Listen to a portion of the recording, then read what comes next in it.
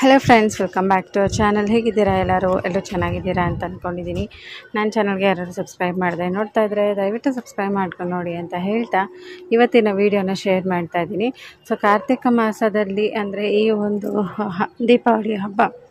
ದೀಪಾವಳಿ ಅಮಾವಾಸ್ಯೆ ಏನಾಗುತ್ತೆ ಅಲ್ಲಿಂದ ನಮಗೆ ಕಾರ್ತಿಕ ಮಾಸ ಸ್ಟಾರ್ಟ್ ಆಗುತ್ತೆ. ಸೊ ಕಾರ್ತಿಕ ಮಾಸದಲ್ಲಿ ಈ ದೀಪಗಳನ್ನ ಮನೆಯಲ್ಲಿ ಹಚ್ಚಿ ಈ ಸ್ತೋತ್ರಗಳನ್ನು ನಾವು ಹೇಳೋದಕ್ಕೆ ಅಥವಾ ಕೇಳೋದಕ್ಕೆ ಪ್ರಾರಂಭ ಮಾಡಿದ್ರೆ ನಮ್ಮ ಮನೆಯಲ್ಲಿರುವಂಥ ದಾರಿದ್ರ್ಯ ದೋಷಗಳು ಮುಕ್ತ ಆಗುತ್ತೆ.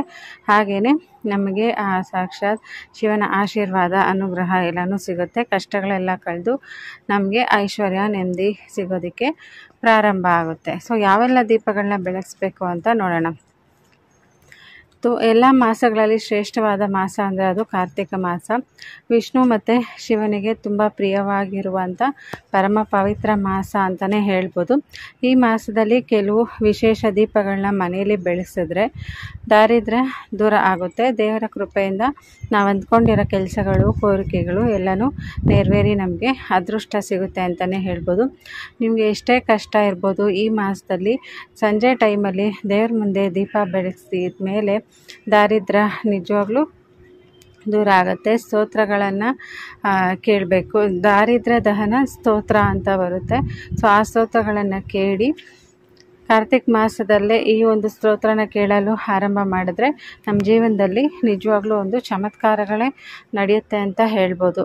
ಸೊ ನೀವು ಯಾವ ಕೆಲಸಕ್ಕೆ ಕೈ ಹಾಕಿದ್ರೂ ಏಳಿಗೆನೇ ಇಲ್ಲ, ಸಾಲಗಳು ತೀರ್ತಾ ಇಲ್ಲ, ಅನಾರೋಗ್ಯ ಇದೆ, ಉದ್ಯೋಗ, ವಿದ್ಯೆ ಮತ್ತು ಮದುವೆ ಯಾವುದೇ ಸಮಸ್ಯೆಗಳಿಗೆ ಮುಕ್ತಿ ಈ ಸ್ತೋತ್ರ ಕೇಳೋದ್ರಿಂದ ಸಿಗುತ್ತೆ.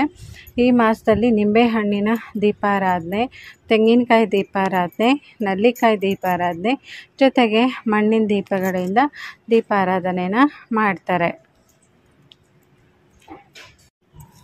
ಹಾಗೆಯೇ ಈ ಒಂದು ಕಾರ್ತಿಕ ಮಾಸದಲ್ಲಿ ವಿಶೇಷವಾಗಿ ದೇವಸ್ಥಾನಗಳಲ್ಲಿ ದೀಪಾರಾಧನೆ ಮಾಡಿದ್ರೆ ತುಂಬಾ ಒಳ್ಳೆಯದು.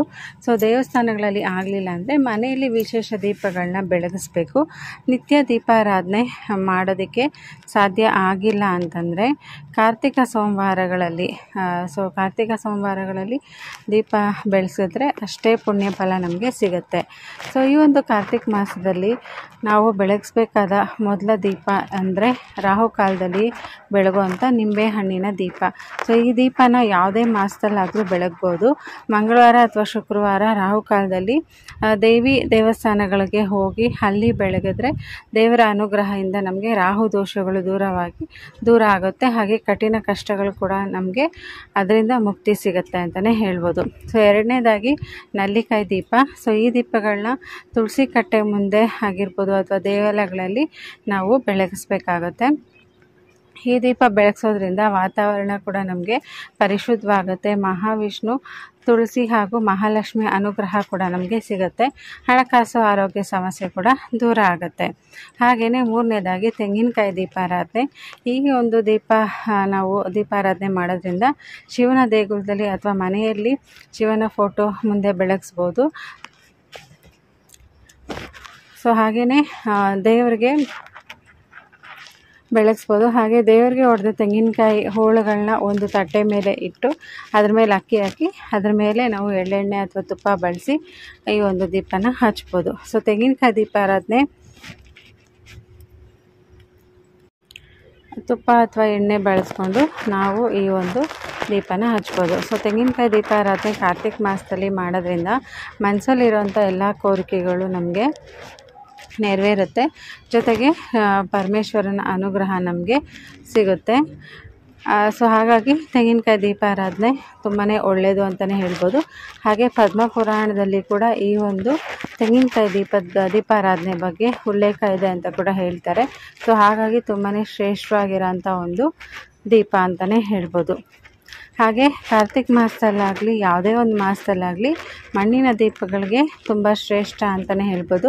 ಮನೆ ಮುಂದೆ ಯಾವುದೇ ಕಾರಣಕ್ಕೂ ಈ ಒಂದು ಆಧುನಿಕ ಕಾಲದಲ್ಲಿ ಬಂದಿರೋಂಥ ಪ್ಲಾಸ್ಟಿಕ್ ದೀಪಗಳನ್ನ, ನೀರು ಹಾಕಿ ಉರಿಸೋವಂಥ ದೀಪಗಳನ್ನ ಬೆಳಗಿಸ್ಬೇಡಿ. ನಮ್ಮ ಪದ್ಧತಿ, ಆಚಾರ, ವಿಚಾರಗಳು ಏನಿರುತ್ತೆ ಅದನ್ನು ತಪ್ಪದೇ ಪಾಲಿಸಬೇಕು ಅಂತಲೇ ಹೇಳ್ತೀನಿ.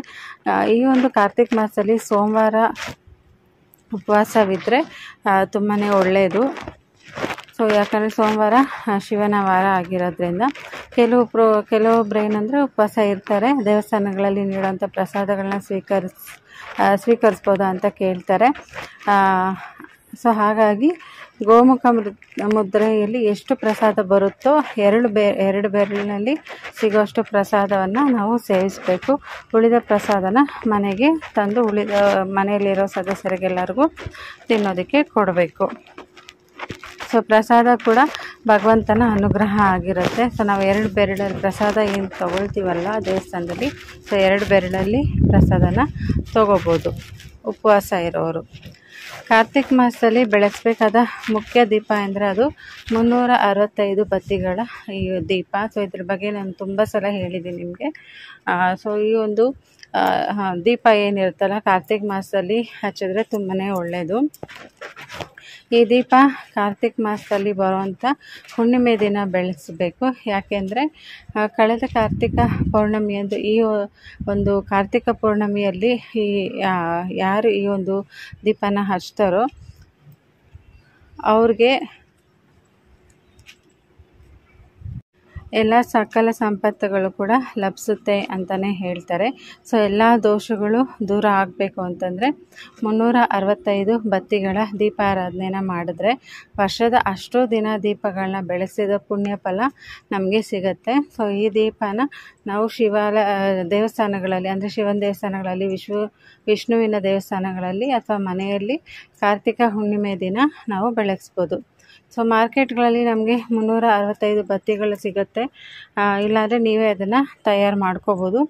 ಹಾಗೆಯೇ ಕಾರ್ತಿಕ್ ಮಾಸದಲ್ಲಿ ನೆಲ್ಲಿಕಾಯಿ ಮರ ಕೆಳಗಡೆ ಕುಂಬಳಕಾಯಿ ದಾನ ಮಾಡಿದ್ರೆ ತುಂಬಾ ಒಳ್ಳೆಯದು. ಹಾಗೆಯೇ ಬಟ್ಟೆಗಳು ದಾನ ಮಾಡಿದ್ರೆ ಅಶ್ವಮೇಧ ಯಾಗ ಮಾಡಿದಂಥ ಪುಣ್ಯ ಫಲ ನಮಗೆ ಸಿಗುತ್ತೆ. ಹಾಗೆಯೇ ಕಾರ್ತಿಕ್ ಮಾಸದಲ್ಲಿ ಅನ್ನದಾನ ಮಾಡಿದ್ರೆ 1000 ಆನೆಗಳನ್ನ ದಾನ ಮಾಡಿದ ಫಲ, ಕುದುರೆಗಳನ್ನ ದಾನ ಮಾಡಿದ ಫಲ, ಹಾಗೆಯೇ ಗೋವುಗಳಿಗೆ ದಾನ ಮಾಡಿದ ಫಲ, ಮತ್ತು ಬಂಗಾರ ದಾನ ಮಾಡಿದ ಫಲಕ್ಕಿಂತ, ಭೂಮಿ ದಾನ ಮಾಡಿದ ಫಲಕ್ಕಿಂತ, ವಿದ್ಯಾದಾನ ಮಾಡಿದ ಫಲಕ್ಕಿಂತ ಕಾರ್ತಿಕ್ ಮಾಸದಲ್ಲಿ ಮಾಡುವಂಥ ಅನ್ನದಾನ ತುಂಬಾ ದೊಡ್ಡದು ಅಂತ ಸ್ಕಂದ ಪುರಾಣದಲ್ಲಿ ಕೂಡ ಹೇಳ್ತಾರೆ.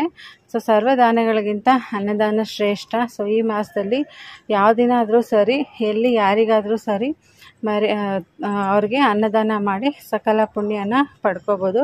ಹಾಗೆ ಈ ಮಾಸದಲ್ಲಿ ನಿಂಬೆಹಣ್ಣಿನ ಚಿತ್ರಾನ್ನ ಯಾವುದಾದ್ರೂ ದೇವಸ್ಥಾನದಲ್ಲಿ ಭಕ್ತರಿಗೆ ದಾನ ಮಾಡಿದ್ರೆ, ನಿಂಬೆಹಣ್ಣಿನ ಚಿತ್ರಾನ್ನ ಹಂಚಿದ್ರೆ ರಾಹುಕೇತು ದೋಷಗಳು ಕೂಡ ದೂರ ಆಗುತ್ತೆ. ಸೊ ನಿಂಬೆಹಣ್ಣು ರಾಹುಕೇತುವಿಗೆ ಸಂಕೇತ ಅಂತ ಎಷ್ಟೋ ಜನ ಏನು ಮಾಡ್ತಾರೆ ಅಂದರೆ ಈ ಒಂದು ಮಾಸದಲ್ಲಿ ನಿಂಬೆಹಣ್ಣಿನ ಚಿತ್ರಾನ್ನ ದೇವಸ್ಥಾನದಲ್ಲಿ ಬರುವಂಥ ಭಕ್ತರಿಗೆ ದಾನ ಮಾಡ್ತಾರೆ. ಹಾಗೆಯೇ ಈಶ್ವರನ ದೇವಸ್ಥಾನಗಳಲ್ಲಿ ದೀಪಗಳ ದಾನ, ವಿಭೂತಿ ದಾನ ಮಾಡಿದ್ರೆ ತುಂಬಾ ಒಳ್ಳೆಯದು.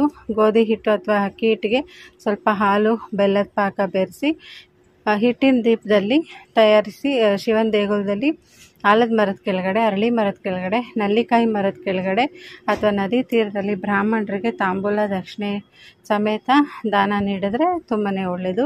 ನೀವು ದಾನ ನೀಡೋ ದೀಪದಲ್ಲಿ 1 ಬತ್ತಿ ಹಾಕಿ ಎಳ್ಳೆಣ್ಣೆ ಹಾಕಿ ದಾನ ಮಾಡಿದ್ರೆ ಪಾಪಗಳು ಕೂಡ ನಶಿಸಿ ಹೋಗ್ತವೆ. 4 ಬತ್ತಿಗಳನ್ನ ಹಾಕಿ ದೀಪದಾನ ಮಾಡಿದ್ರೆ ರಾಜಯೋಗ ಪ್ರಾಪ್ತಿಯಾಗುತ್ತೆ. 10 ಬತ್ತಿಗಳನ್ನು ಹಾಕಿ ದೀಪ ಬೆಳಗಿಸಿ ದಾನ ಮಾಡಿದ್ರೆ ಚಕ್ರವರ್ತಿಯಂತಹ ಅದೃಷ್ಟ ಪ್ರಾಪ್ತಿಯಾಗುತ್ತೆ. ಸೊ ಈ ಮಾಸದಲ್ಲಿ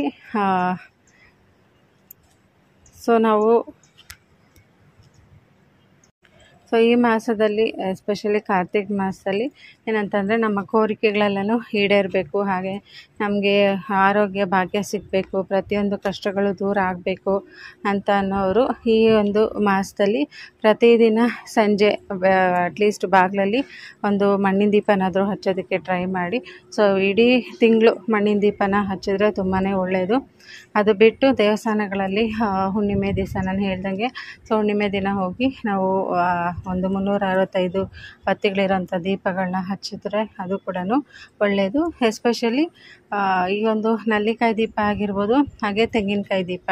ಸೊ ತೆಂಗಿನಕಾಯಿ ದೀಪ ಕೂಡ ಅಷ್ಟೇ ತುಂಬಾ ಒಳ್ಳೆಯದು ಅಂತಲೇ ಹೇಳ್ಬೋದು.